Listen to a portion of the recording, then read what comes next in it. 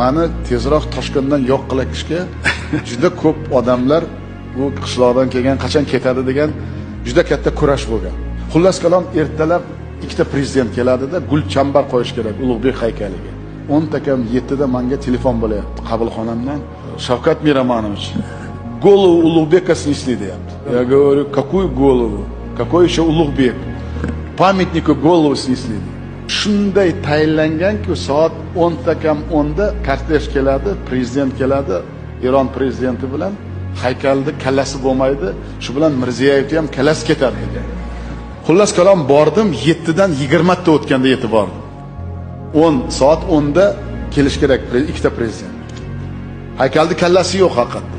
Gipsda bo'lganda u haykal. Endi men tushundim kim qilganini. Bular kichkina odam qilmaydi, nimaga desangiz u haykal bir kun prezident kelishdan oldin axronaga olinadi. Uni alohida tashkilotlarda o'zi shu Mirziyoyevni yo'q qilaman deb haykalni kallasini olib tashlagan. Har kuni men o'zi gazetani albatta o'qiyman.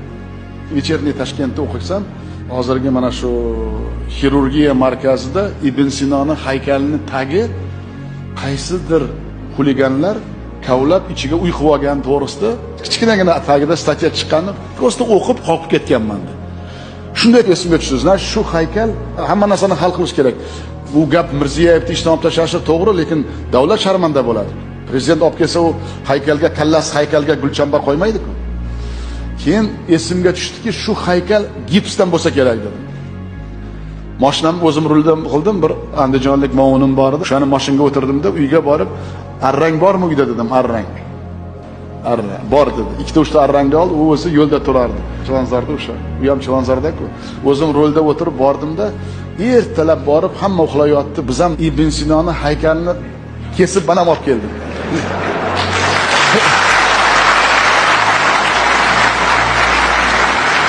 Endi Xudo deyman, siz eslatdingiz, esimga tushdi.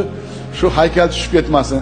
Olib kelsam, haykal sal teshigi katta ekan, biz qilgan Ulug'bekning haykali, bu gavdasi, u haykal sal tushib ketgan bo'ldi. Men keyin gipsdan sharf qildim. 1,5 soatda.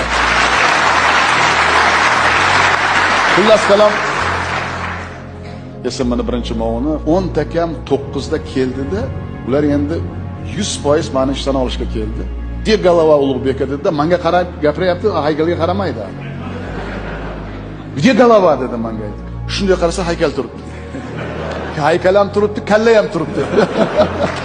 Men nima demoqchiman? Mana yoshlar o'tiribdi. Bu kunga kelish o'zidan o'zi oson bo'lmaydi. Bu kurash bu.